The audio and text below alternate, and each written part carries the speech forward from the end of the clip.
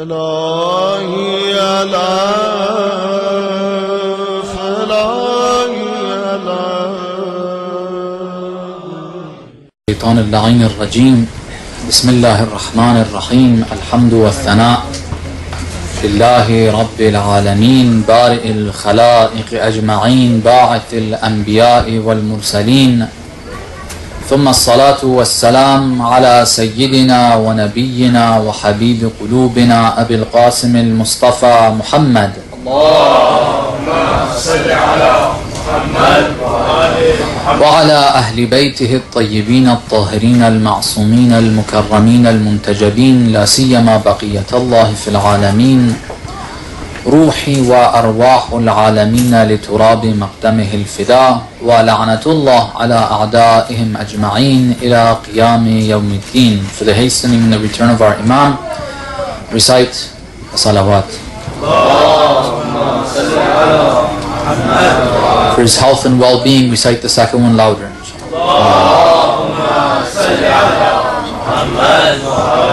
Inshallah, each and every one of us becomes a true companion and soldier of the Imam. Recite the third one even louder.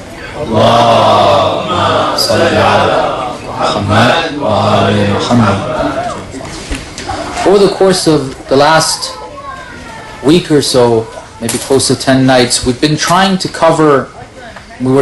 cover part of the history of Amirul Mu'mineen Salamullah alayh, the history of him during the government that he had, during the less than 5 years government that he had, and particularly we were trying to cover the history of the Battle of Siffin.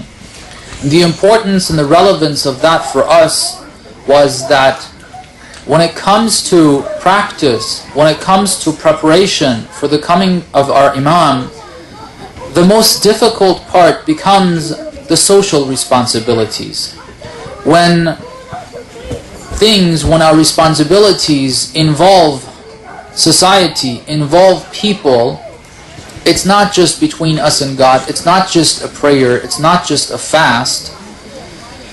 Then history shows us during the lifetime of the Holy Prophet, when he left this world, during the lifetime of Amirul Mu'mineen and the rest of the Imams, that the major difficulty that the Ahlul Bayt faced was when it came to social political issues.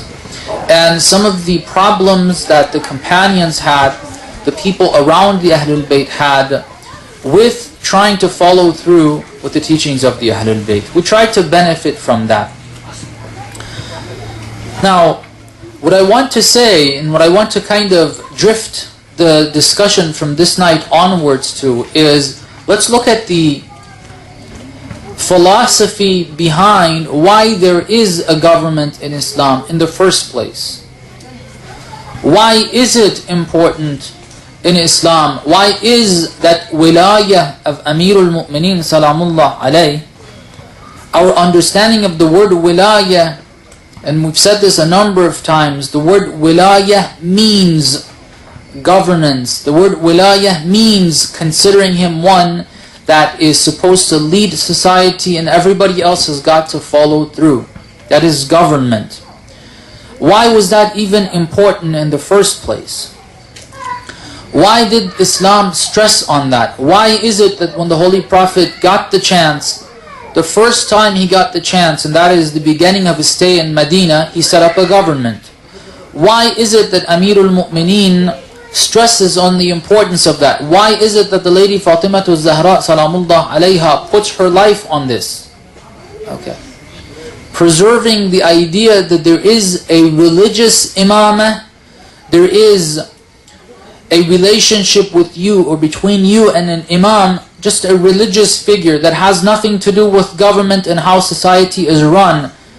That could have remained without the lady Fatimah Zahra having to give her life for that. What she did was to keep that historical event in people's minds for them to know something wrong happened.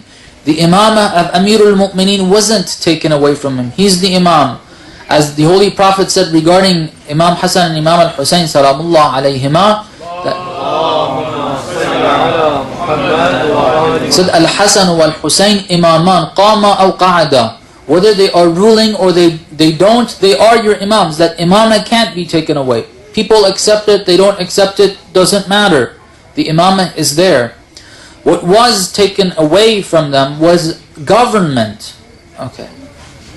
Why is this so important? What's the objective of it? What's the objective of the stress that is laid on justice, social justice?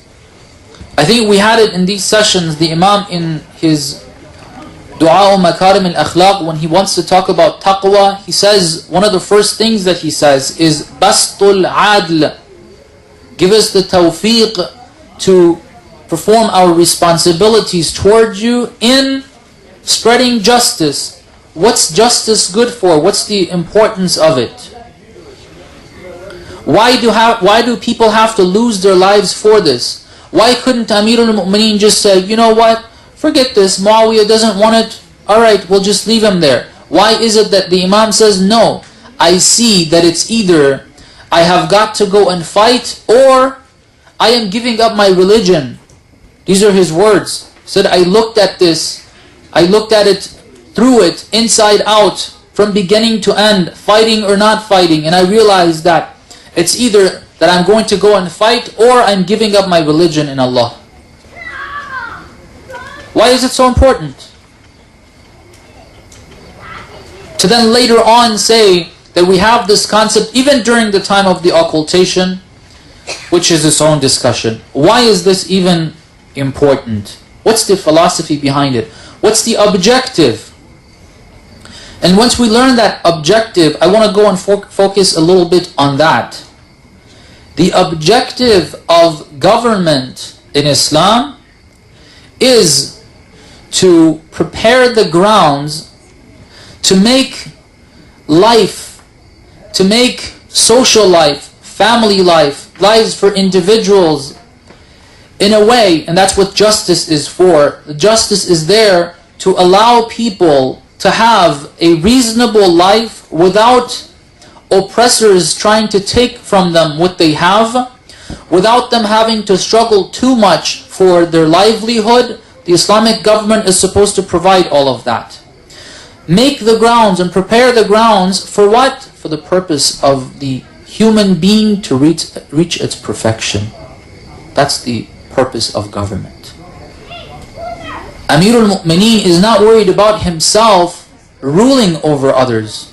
He can care less. He said, it's less valuable than, excuse the expression, but the snot of a goat. I mean, how valuable is that?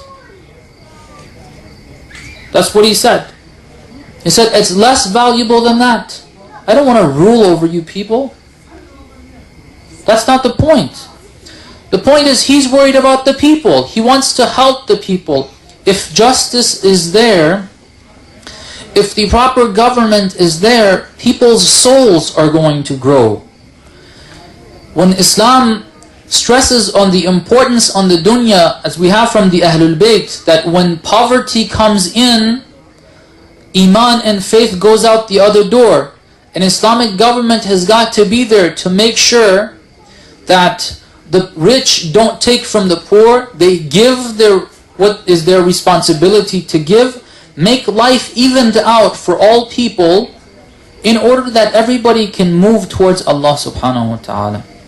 We see that very clearly in the conduct of the Ahlul Bayt. We mentioned here and there in the history of the Imam himself how this was happening.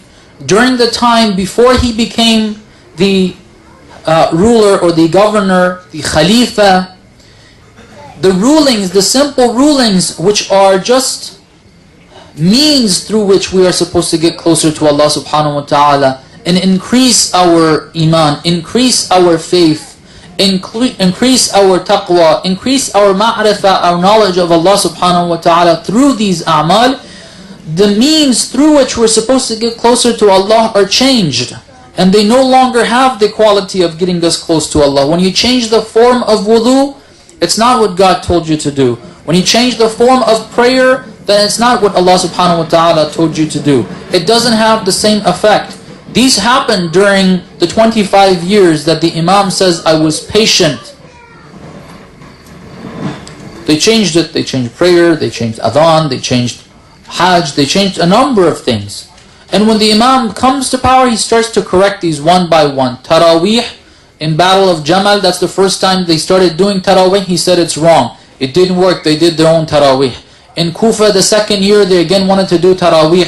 He said no, they went ahead and did it. Third year, gradually, they started moving away from that.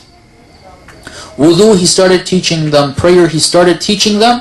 And then, on the more spiritual level, the people that you and I know of as true companions and people that were spiritually high, for example, Kumail ibn Ziyad, which we always, on every Thursday night, try to recite that dua. And we ask Allah subhanahu wa ta'ala to give us the insight into that dua, that when we recite it, we actually recite it from the heart. We understand it. And we say those words from the bottom of our heart, speaking to Allah subhanahu wa ta'ala. It's a very, very in-depth dua. There's plenty of them, of course, but this dua, Kumail ibn Ziyad al-Nakha'i, is trained during the time of the Khilafah of the Imam. The Shi'as are made Shia during the time of the Khilafah of the Imam. Malik al-Ashtar, that we all love dearly because of the services that he has done, he became a Shia during the time of the Khilafah of the Imam. When you look at the events before the Khilafah of the Imam, this wasn't happening. His ideology was different. He respected the Imam, but he wasn't a Shia.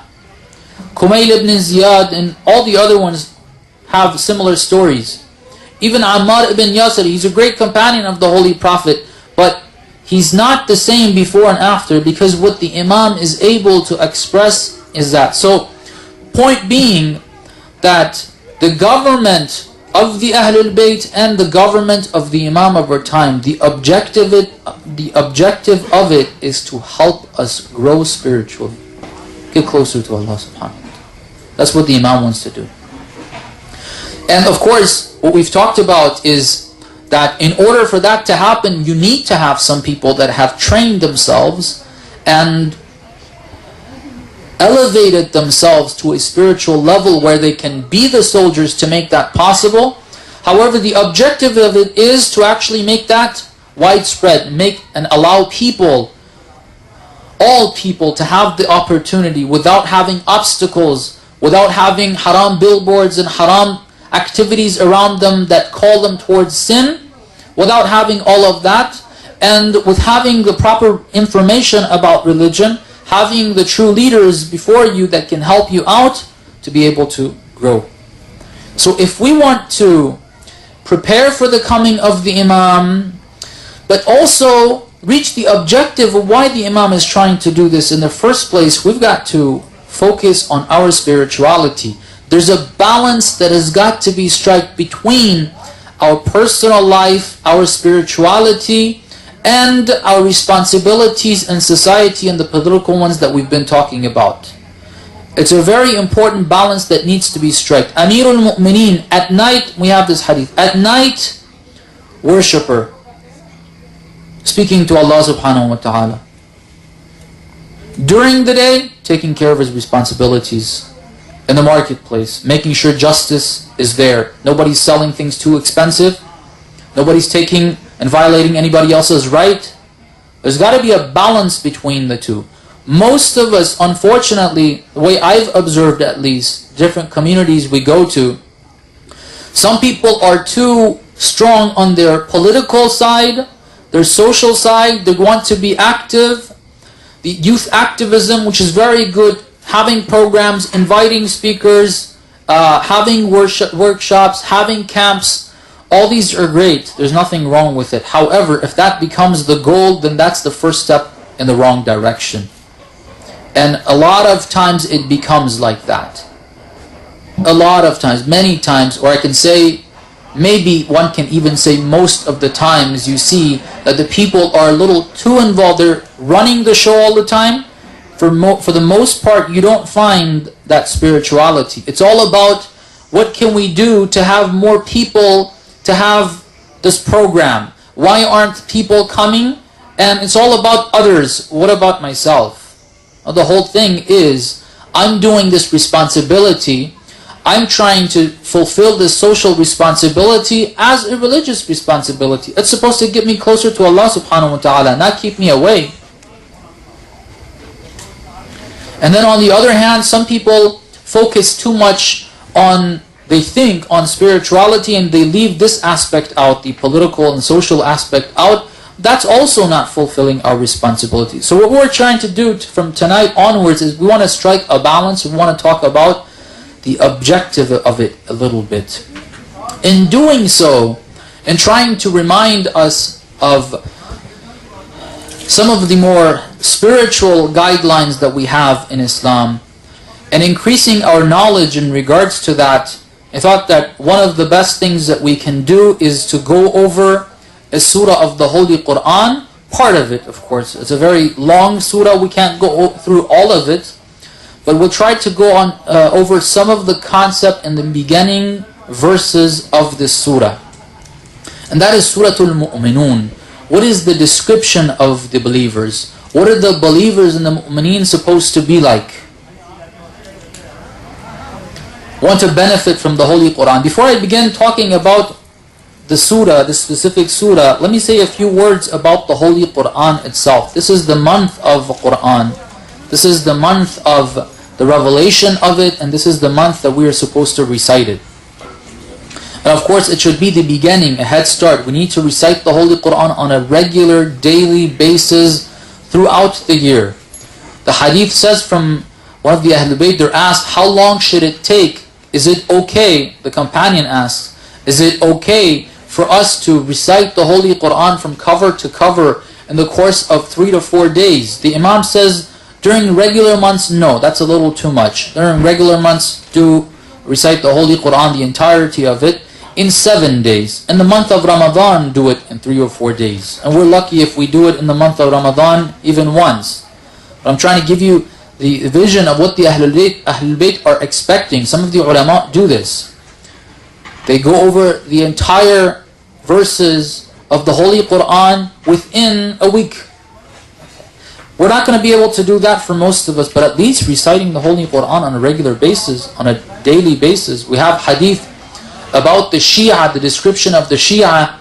Imam al-Baqir, I believe it is, salamullah alayh. He tells Jabir al-Ju'fi that don't think that calling yourself Shia is enough. There's certain traits and qualities that need to exist in you. One of them that he goes over is that they should be known for the qira'ah of the Holy Quran. The Shia are supposed to be known. They're the best qurra'. They're the best reciters of the Holy Quran. We've moved away from that teaching, brothers and sisters. Being able to even recite. One of the obstacles in reciting the Holy Quran is that we're not even capable of reciting it correctly and comfortably. It takes too much time, we leave it. Well, there's a problem there. We've got to improve that. We have to be able to recite correctly. It's a shame that us Shias, we can't. A lot of us can't recite the Holy Quran, the divine book, correctly and comfortably.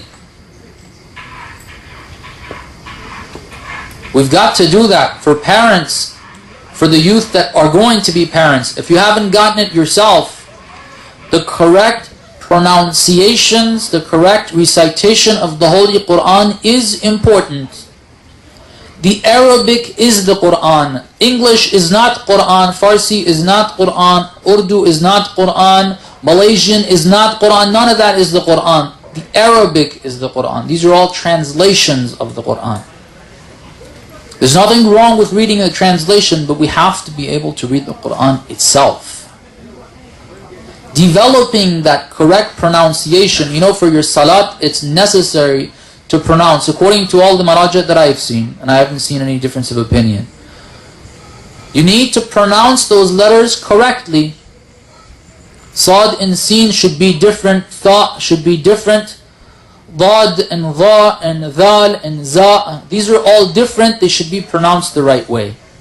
And it is possible for people from whatever background they come from, as long as the parents help them out as children.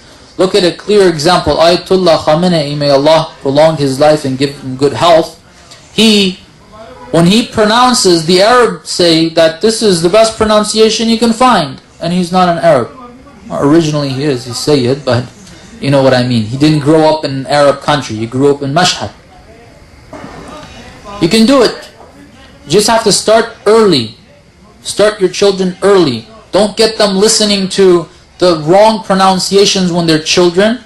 Give them, if you can't pronounce it properly yourself, get them the tapes, the CDs, let them listen to the correct pronunciation, encourage them to imitate that pronunciation, not the wrong pronunciation. It's very important. When you start imitating the one that is correct pronunciation, you can learn where you're making the mistakes, you keep hearing that, and children are able to develop how to pronounce those letters. They are very capable. If you get them going at a young age, you can get that. But on top of the recitation, just being able to read it, putting it in a beautiful tone is also something that is Islamically valued. Again, amongst the Shia, we see less of this. This is very unfortunate. We've got to develop this more. The children should be going through classes, courses. They have a God-given talent. They can recite beautifully. They should be taught how to recite that. We should have Qur'an from amongst our children. This should grow. It should not be something that non-Shias have more. No, it should be something that the Shia are known for, not the non-Shia. And then after all of that, getting into the core of it, getting into the meaning, the understanding of it, which is the most important part. Now getting to the surah, Allah subhanahu wa ta'ala gives us in the surah, we'll start from the beginning. أعوذ بالله من الشيطان الرجيم بسم الله الرحمن الرحيم قد أفلح المؤمنون. Recite salawat please. اللهم صل على محمد وآل محمد. We'll just try to do part of this verse. There's a couple of words that we need to understand a bit. The translation goes that قَدْ أَفْلَحَ الْمُؤْمِنُونَ, verily the believers have or are prosperous, reach salvage, if we can call it that. And we'll explain why we're saying it that way, why we're putting it that way. That's the simple translation of it. However, there's two words we need to understand a bit more. First of all, قَدْ أَفْلَحَ الْمُؤْمِنُونَ. I'll go with the last word, al-mu'minun. Iman, brothers and sisters, is the state of the heart. Acceptance at the heart. People came to the Holy Prophet and said, Amanna. The verse was revealed. Tell them, don't say Amanna. Say Aslamna. And Aslamna in that verse is different than what the Prophet Ibrahim alayhi salam says in another verse, where he says, Rabbana, or he says, وَجْعَلْنَا مُسْلِمَيْنِ لَكَ. He asked Allah subhanahu wa ta'ala about himself and his son Ismail, that, oh Allah, make us Muslim. The Muslim that is mentioned there is a different Islam than the one in the verse where it says, tell them, we are not, you shouldn't say that we are believers. You've just said, the Islam in this verse is, you just said, Ashhadu an la ilaha illallah wa ashhadu anna Muhammadan Rasulullah. That's it. It has not entered your heart yet. You've just noticed that reality. You say, okay, that's acceptable. That's it. That's not real faith. Faith starts, Iman starts at the very, very basic level of it, where there is a form of acceptance that manifests itself in practice. In other words, there is a reality that is acknowledged. There is a truth that is acknowledged. The truth that God exists. The truth that the Holy Prophet is a messenger of Allah.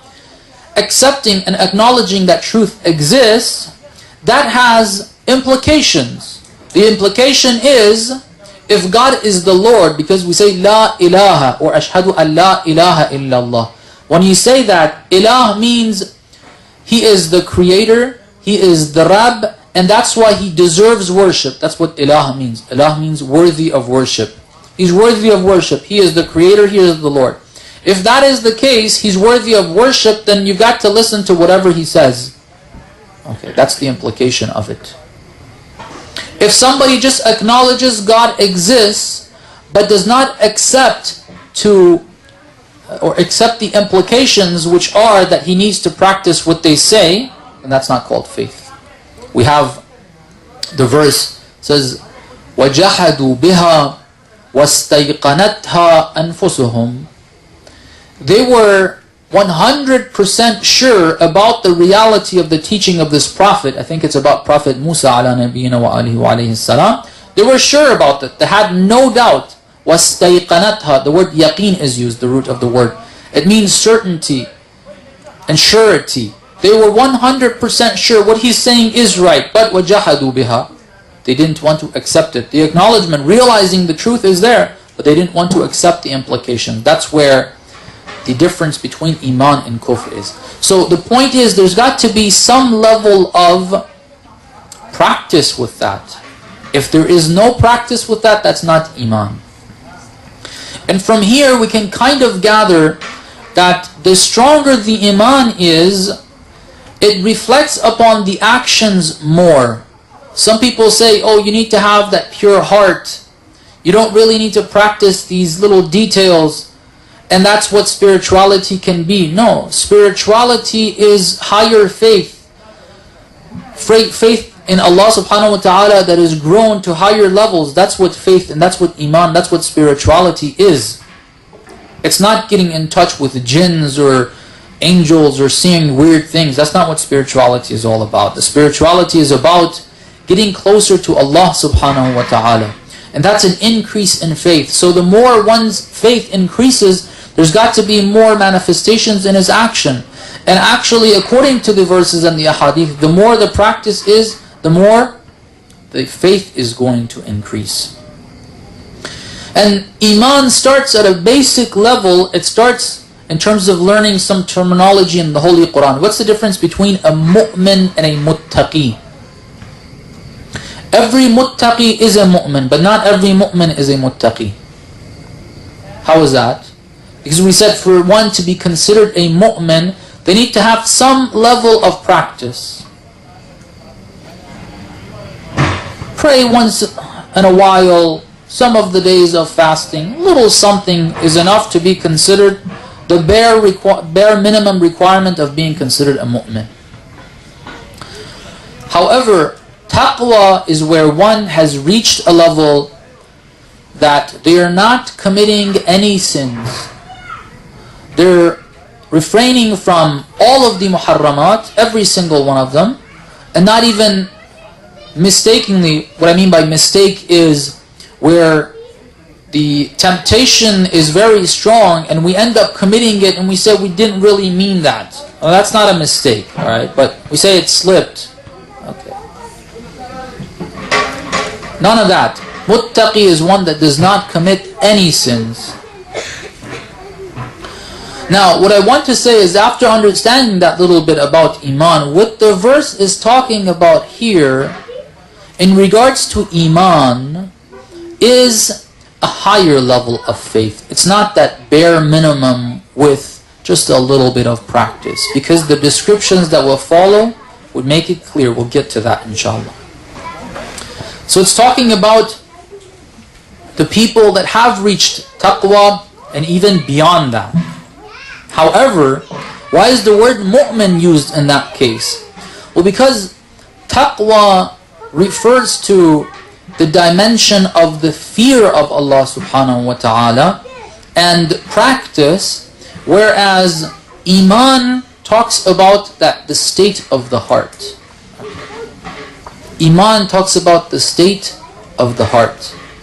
Now, the word aflaha, I want to say a few words, inshallah, if we're not going too far over our time limit.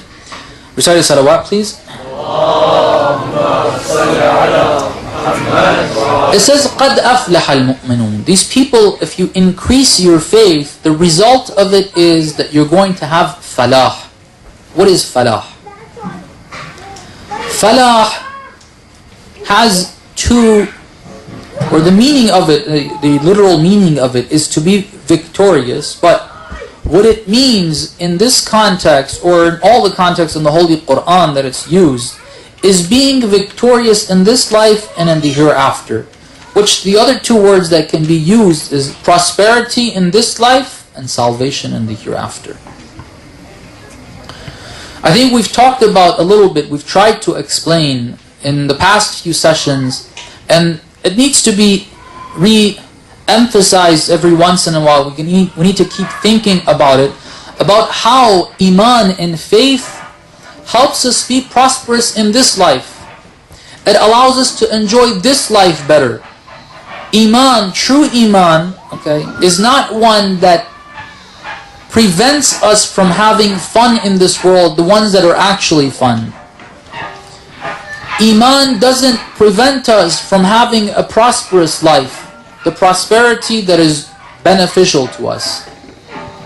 Not everything that is considered prosperity. If you define prosperity as having a mansion that's worth a few $1 million, then okay, yeah, Islam is probably not going to show you how to do that. You're going to have to go to business school for that. Okay. If that's even allowed Islamically. But the point is, the true prosperity in this life, where not only do you have wealth, but you have comfort, you enjoy your life. There's a difference between the two. Some people have the money, but they're constantly worried they're going to lose it. What type of enjoyment is that? You have all the money in the world, but you're always worried what the stock prices are going to be, what the oil prices are. You turn on the news these days, you could have a heart attack. What kind of fun is that? What type of prosperity is that? Just have tons of money in your bank account. It's not prosperity. That's niqmah. It's not rahmah. It's not mercy. It's not barakah. You may have property, you may have wealth, you may have a house without barakah. Okay. It doesn't help you. It becomes a problem. Iman is supposed to help you and give you prosperity in this world. Alright? But I don't want to focus on that. We hear that a lot. What I want to focus on a little bit is prosperity after this life. We hear those words. Okay, it's 10:10. I think we're going over our time. Alright, I'll end it off with this. Inshallah, tomorrow we'll talk about this a little more. Prosperity in this life, okay, although we need to keep talking about it because a lot of times we don't see the connection between how practice and Iman affects our work, affects our salary, affects our rizq, affects our school, affects our livelihood in this world, affects our family relations, and so on and so forth. That needs to be expanded on. However, a lot of times when we say, oh, it's going to be rewards in the hereafter, it's going to be this like over there, it's not described too much, and you don't get the, when they say hereafter, like, okay, you hear that, but it doesn't really click. What are we talking about? And what we want to do is to talk about falah at death and afterwards, inshallah. We ask Allah subhanahu wa ta'ala by the right of the AhlulBayt that He hastens the return of our Imam. We ask Allah subhanahu wa ta'ala that He enables all of us to become the true soldiers and companions of our Imam. We ask Allah subhanahu wa ta'ala by the right of the AhlulBayt that He prolongs the life and gives good health to all those who are helping the cause of Islam, especially the ulama, especially the maraja, and especially the leader. We ask Allah subhanahu wa ta'ala to forgive us all of our sins. We ask Him to forgive our parents and all those who have taught us a word in Islam of their sins. We ask Allah subhanahu wa ta'ala to relieve all the people of the world of the oppressions that they're facing, especially the believers and the oppressions they're facing in the occupied lands, in Iraq and Afghanistan and other regions. And we ask Allah subhanahu wa ta'ala to relieve all the people of the world, especially the believers, of the hardships that they're facing, namely the people of Somalia with the famine that they are dealing with. And we ask Allah subhanahu wa ta'ala to send His mercy on these last days of the month of Ramadan on the people of Somalia. And we ask all brothers and sisters as well to fulfill our responsibility and give what we can to try to help our brothers and sisters over there, inshallah. Bin Nabi wa alim. For the coming of our Imam, the most difficult part becomes the social responsibilities. When our responsibilities involve society, involve people, it's not just between us and God, it's not just a prayer, it's not just a fast. then history shows us during the lifetime of the Holy Prophet, when he left this world, during the lifetime of Amirul Mu'mineen and the rest of the Imams, that the major difficulty that the Ahlul Bayt faced was when it came to social political issues. And some of the problems that the companions had, the people around the Ahlul Bayt had, with trying to follow through with the teachings of the Ahlul Bayt. We tried to benefit from that. Now, what I want to say, and what I want to kind of drift the discussion from this night onwards to, is let's look for his health and well-being. Recite the second one louder.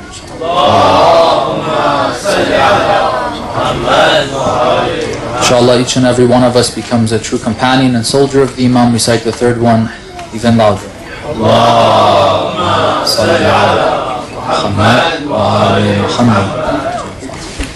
Over the course of the last week or so, maybe close to 10 nights, we were trying to cover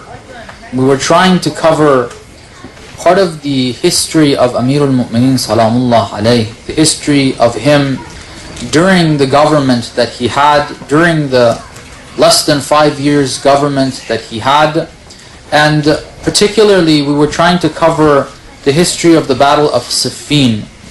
The importance and the relevance of that for us was that when it comes to practice, when it comes to preparation,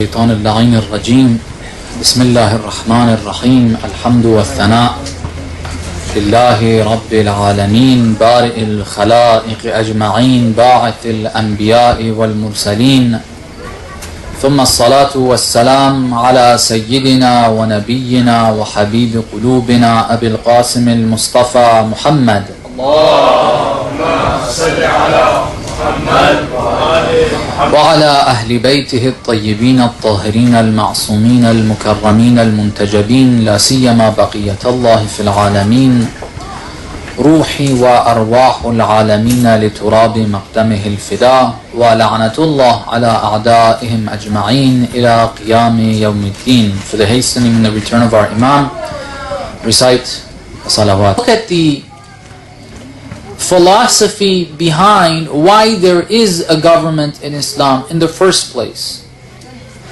Why is it important in Islam? Why is that wilayah of Amirul Mu'mineen Salamullah alayh?